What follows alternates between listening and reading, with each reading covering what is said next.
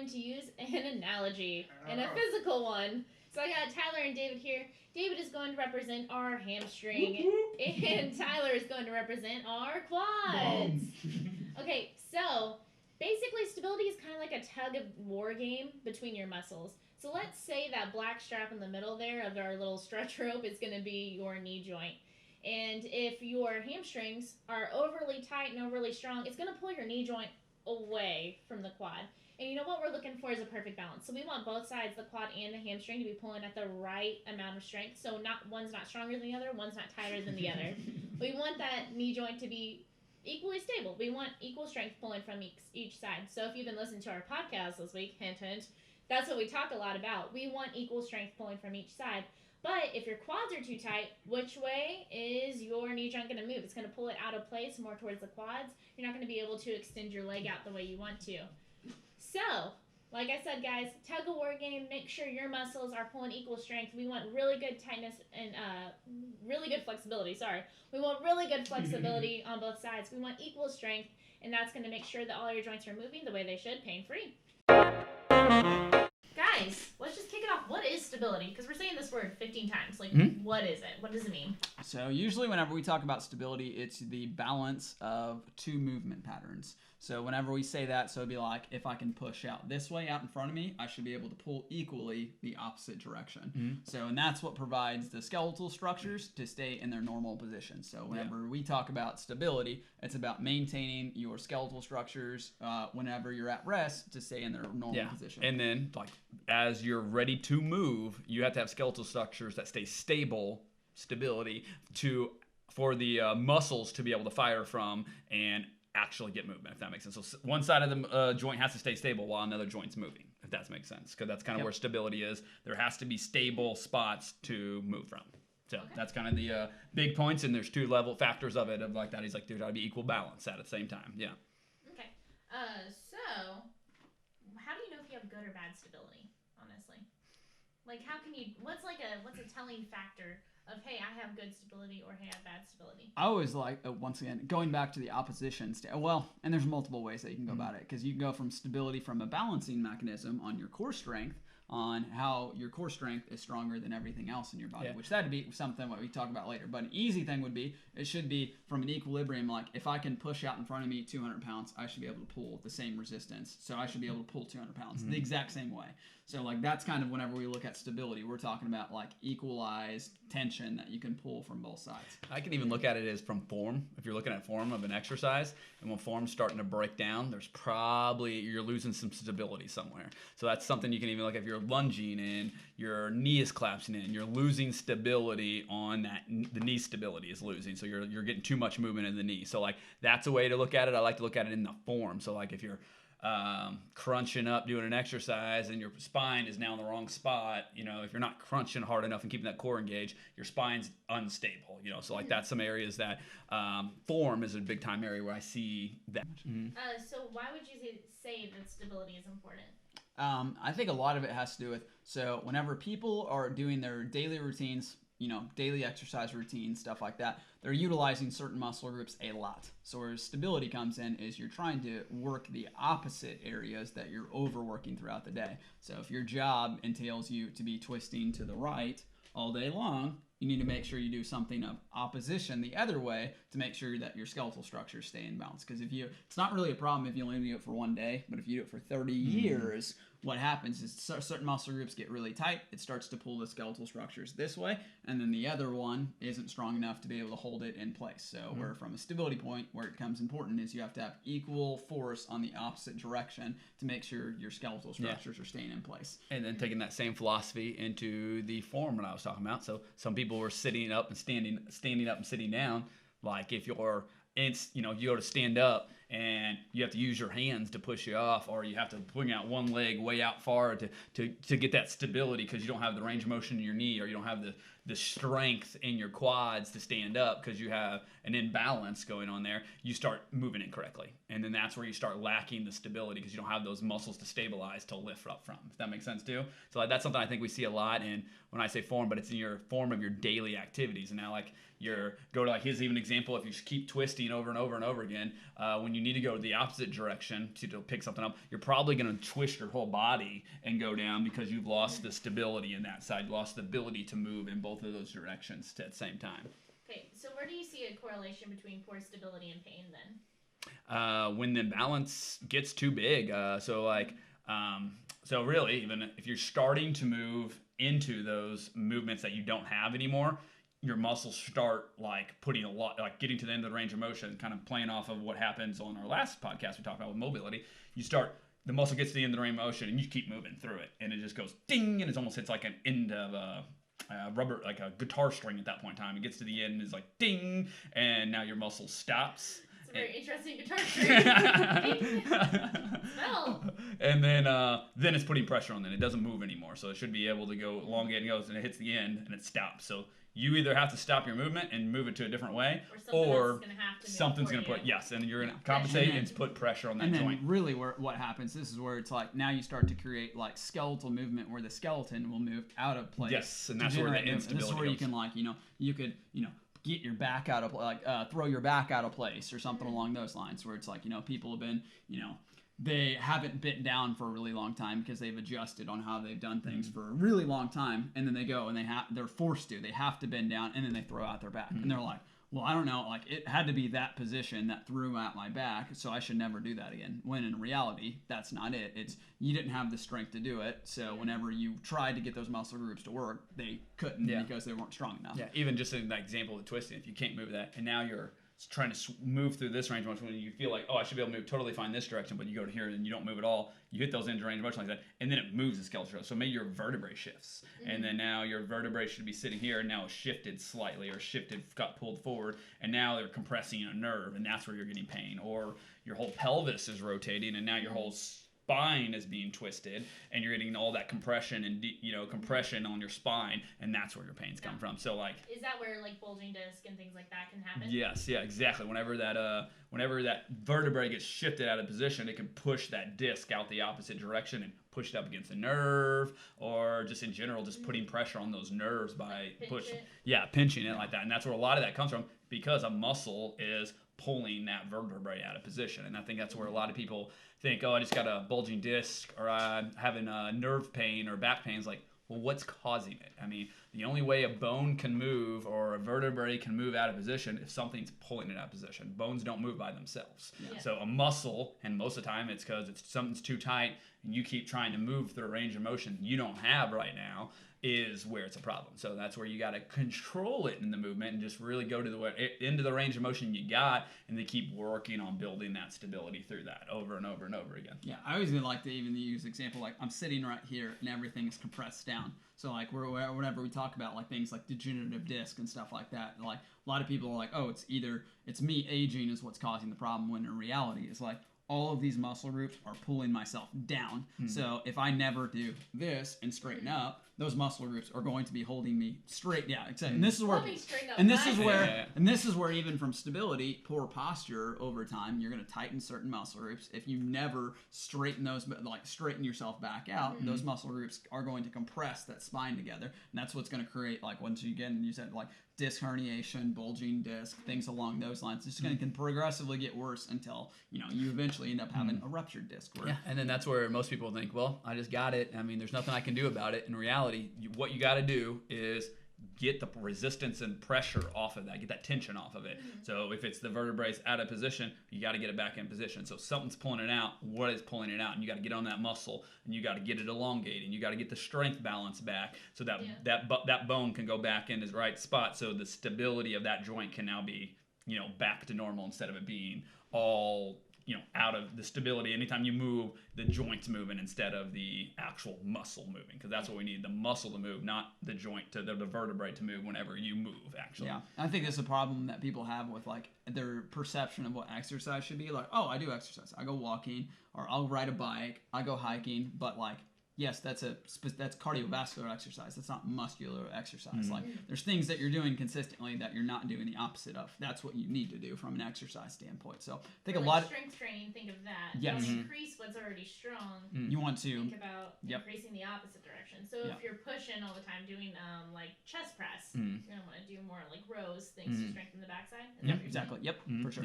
Yeah, and that's where it's like, Now, do you do something that is you're in a position like this all day? You probably need to do less of that and more of things that help pull your arms back. Or even you just said, like, most people are walking all the way, so now you're using the movements moving that way. Are you moving anything in the opposite direction too? So yeah, I think it's always, that's what we always look at is, what are you doing on a daily that you're overworking muscle groups, and we need to create a plan that allows you to work the opposing side so that you can create balance over time. I could see this is where this could go wrong. Now we're going to see a whole bunch of people at the park walking backwards. I mean, it wouldn't be bad. I mean, that would not be the... You know what? If I'm walking up a hill, like if I'm doing a run or something, which, let's be real, it's a run walk. Let's be honest. If I'm going up a hill or hiking, and it gets too hard going forward, I will straight up turn around and walk backwards up the hill. Yeah, it's because you're using new muscle groups now to do it. So it's like, those aren't tired. Yeah, exactly. So that's what I'm saying when you say, like, reality, it's not incorrect, but it'd just be really weird. People look at shoulders, but I don't care. It's more fun. Speaking of which, whenever you were talking about posture, it really brought to mind something that I thought of over quarantine. So I started doing this yoga class on YouTube. It's like 20 minutes a day. I was like, I need to do more yoga, kind of keep myself limber since we're stuck at home and I can't do anything really. So I remember the first time I did it, all she had was have us sit up and just breathe for like 5 minutes. Sitting with good posture for 5 minutes was so hard for me. Yeah. My back, like trying to sit the way we all should, would like just burn so bad just from keeping my shoulders back and keeping my head back and not leaning forward like this and doing this, because this is what we do. We are in a forward slumping posture whenever we're on computers, when we're on our phones, when we're driving. And it was such a wake up call to have to sit up straight and to hold that for more than 3 minutes. I was miserable. Yeah, and this is where people like working, so they can't stay in that position too long. All those muscles get tired, so then they drop back into the position that's comfortable, and then they come back up for a little bit, and they're like, it's just so hard. It's because they don't have the strength and the muscle endurance in those muscles, and these muscles are so tight, it takes so much strength to pull back. So if you can work on the mobility, like we talked about in the last podcast, to loosen these up, there's less tension, so you can hold that position better without all that resistance. But there still needs to be strength gains in those to make sure you're getting stronger in those areas. So yeah, sometimes start with 2 minutes and be able to do 2 minutes, and then you can go work up to 3 minutes and 5 minutes and just keep going until you start building that endurance. If you only do it once and don't do it very often, and you do it once every month, it's not going to get better. It's a consistency. That was the key that you said there. It's like you're either getting stronger because you're doing things that are making things stronger, or you're getting weaker because you're stuck in this position. You know, if you stay in this position all day, the muscles on the backside are going to get weaker, and the muscles on the front side are going to get tighter. But if we do this, these muscles are going to start stretching out, and those muscles in the back are going to start getting stronger. So now it's just which one are you doing more? You know, so you're doing this more, this one's going to win. If you're doing this one more, that one's going to win. And then you don't need it to be like crazy where you have to do this for 12 hours if you're doing this for 12 hours. Like, it doesn't necessarily need that. You can get a lot done with, like you said, 20 minutes a day of focusing on those muscle groups at the same time. Yeah, I think that the other part is it kind of depresses people on how hard that is. Just a simplistic thing like that, and then they stop it because they're like, oh, well, there's no way that can be good because that hurt way too bad. But in reality, that's what you need to do. That's where you're starting at. Or I should be able to do it longer than that. Well, you're right, but if you've been sitting like this for 20 years, then you can't hold yourself up like that. And there's a fine line whenever you're working out. There's the difference between pain and burn. And so whenever I was feeling on my back, I'm like, man, that's burning. And then to me, initially, I was like, gosh, why does this hurt so bad?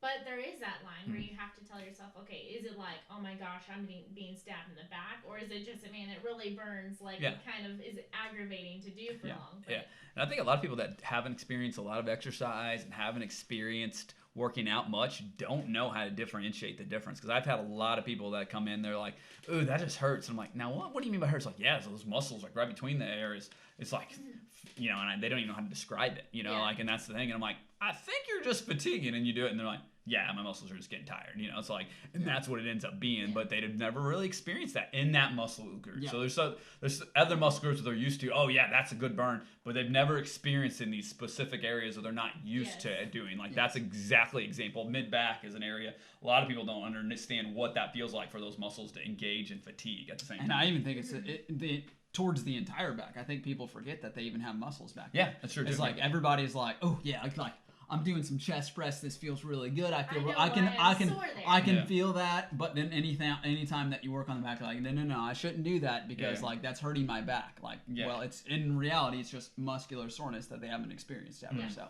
And it's also something to say a day or two after. Usually, the second day after you do a workout is typically, if you haven't engaged those muscles in a while, is where I will feel soreness the worst. So it's like, not the day after, but the second day, I'm like, oh my gosh. Yeah, for sure. My body is feeling this. And that's also something to take into account because people think, well, it's been 2 days. Why does this still hurt? And once again, there's a difference between soreness. And pain. And so I think that's something to always differentiate if we're talking about stability and we're talking about strengthening opposing muscle groups. Getting in that mindset where what's the difference between pain or am I just sore, and kind of being able to differentiate that is very important. Yeah, absolutely. Yeah. I think that's some stuff. I think we can go into bigger, deeper podcasts on just that specific topic. I think it would be a great idea at the same time. Yeah. Okay, well, how do you guys go about improving stability for somebody? I think the key is evaluating what is wrong first. So what is unstable. So you have to identify what is really strong, what is really weak, and then from there, what you have to do is you have to make sure you have mobilized the side that is really tight, that's not allowing the movement the other way. So you can actually, like David was talking about, like you have to start working with, like say if you're doing this a lot, you have full range of motion this way, but you only have this much range of motion this way. So you got to do one or two things: just work with this range, or you got to loosen up this side so you can rotate more. Because the only way you can make a muscle group stronger is if it shortens. But if you can only shorten to here, you can only strengthen here to here. If you can't rotate all the way over, then you can't make that stronger. So Yeah. Some ways I even think about sometimes to keep things stable, you're gonna have to start by actually physically holding something stable. So like what we can even do in Tyler's scenario of twisting, yeah, you can move this way, but you're stuck and you can't move this way. But every time you do, your whole lower body moves with it. So like that's kind of where they're stuck. This way I can move totally fine, my lower body stays still. But this way, anytime I do it, my whole body wants to move. So like you have to start by, now I'm gonna hold these legs stable. So you might have to squeeze something, you might have to hold, let something hold your leg stable while you twist, and you'll feel, oh my God, that's stretching a ton. In the studio, that kind of seems like a seated cable twist. Yeah. So sometimes we use that, and we actually use the bench to hold you stable where you can't move, and then we twist through that movement to start gaining that movement, because we have to supply the stability right now because you don't have the mobility on that first stage. So we're trying to use stability to increase mobility so the movement actually can happen. So that's kind of what we try to do. Yeah. Now, would you do mobility on the left side? So if you're twisting to the right, would you do mobility on the left side first before you start going into you could. that So good. movement? Or then that might be something you did, or that's what you're trying to accomplish, is you're trying to get those muscles to elongate while you're activating the other one. So it's kind of one of those, you're hitting two birds with one stone with that. Like, yeah, you can go and just dig into the muscle and it's great, but if you don't elongate that, that's another problem. So it's kind of one of those, you're trying to get the body to start moving in the right right way. So it's got to activate one side and elongate the other side simultaneously. And sometimes it's so tight that you can't can't make it happen. So that's where like sometimes you got to provide some stability with, like I said, holding something stable to allow the movements to happen too. Does that make sense? Yeah. And that's a lot of times, like we'll utilize the studio walls to like put people in places where their lumbar spine staying stable, or things along those lines. Or we'll physically hold them in place to make sure that things are moving correctly. Yeah, that's like the wall slide is always a good example. Like you put your back, shoulders, and head all against the wall, and nothing can move. And then now you move your arm up, and you're like, well, why can't I move my arms up? It's probably the one exercise that makes people so like, what the heck is going on? They can't do it because we're literally stabilizing your spine so your spine cannot move, and now your shoulders have to move, and that's what we're trying to get. And sometimes you get to, I can't move from right there, whenever you should be able to get all the way to the top. That is a surprisingly miserable movement against a wall. Because you have to have good posture against the wall, and we don't have good posture as a Everyone is sitting over working on their computers and their phones and all that, and it builds an imbalance, and it really affects their spine's cervical and thoracic stability is really what it does. Yeah, for sure. Okay, last question I have here for you guys. What makes our approach to stability different than what you would find with a different trainer or really any other form of I think activity? once again, it comes back to the evaluation process of identifying where they currently are starting. And then it's also, we have so many different exercises that we're always like innovatively thinking about how can we, like this movement like the exercises we currently have aren't technically doing what we need it to. So, we'll have brainstorming sessions to be able to find better ways to do those exercises in order to generate the stability or to generate more instability. The biggest thing is we have to identify where you currently are and make sure that we move from there. And like David said, like sometimes like we like some and this is a lot of times the problem. I think that a lot of people have problems. They're like, oh, well, I should be able to just do these exercises on my own, but really you can't, is because there's so many different structures that are moving, you're using the wrong muscle group. So like the other component is like we teach you how to utilize your muscles actually correctly and how to move through the movement and what you should be feeling, rather than just doing the movement and letting whatever your body finds most necessary to utilize. It's not always correct, because this is how you develop problems. Yeah. So I think as an example of an exercise that I see that all the time is people do the clamshell. They're like, yeah, I did the clamshells in physical therapy, and they do it, and you watch them, and their whole body is rotating in and out with their leg, when in reality your spine shouldn't move and your pelvis should be staying completely safe, and the only thing that should be moving should be your femur and your leg, and that should be the only thing moving to get the right movement. And they're opening up their hips and everything's moving, and like you're not even using close to the right muscle group. So like that's probably one thing I see most people come in doing that exercise completely and then you wrong. Lay their back against the wall. Yeah, and then so that they can't move back. And then that's what we got to do. Sometimes we physically create the stability. I'm like, your hip is moving way too much. I'm gonna hold it. So I'll put like a foam roller behind their back and hold their hips stable where their hip and back can't move. And then now having them, and they feel it in a whole different sensation when they do it that way, because everything's staying stable that's supposed to stay stable, and everything's moving that should be moving, and now the right muscles can engage. And it's a whole other sensation. They're like, whoa, I've never felt that before. I'm like, yeah, it's because you've been doing this exercise wrong the whole entire time. So like, and that's probably a good example of what he was explaining that I see constantly over and over, that people see all the time type thing. Yeah, for sure. So yeah, I would say if you're wanting to understand if you're staying stable in an exercise, or you think you might not be stable, that's what we're gonna do in our 3-day process. That's literally all a part of day 2, is figuring out where your strength and instabilities are. Yep. Right on, guys. Well, thank you for listening this week. Of course, next week we're gonna be back with more. So don't worry, we're back in like 7 days. It's all good. You won't miss us for long. Peace. In the meantime, check out our newsletter. Don't forget to like, subscribe, comment, blah, blah, blah, blah, blah. The things we always say. But really, seriously, as far as commenting goes, if there's something, an issue you're having, something you want to learn more about, I mean, maybe you're wanting to get more in depth about this whole pain and soreness problem, comment on our post that we have here. Reach out to us through a private message. We would be happy to answer any of the questions that you have. And also, if you're having that problem, that means somebody else probably is too. So the more we can address it, the more people we can help. So please stay in contact with us. Let us know what you want to hear next, and we will see you next week. Have a good one.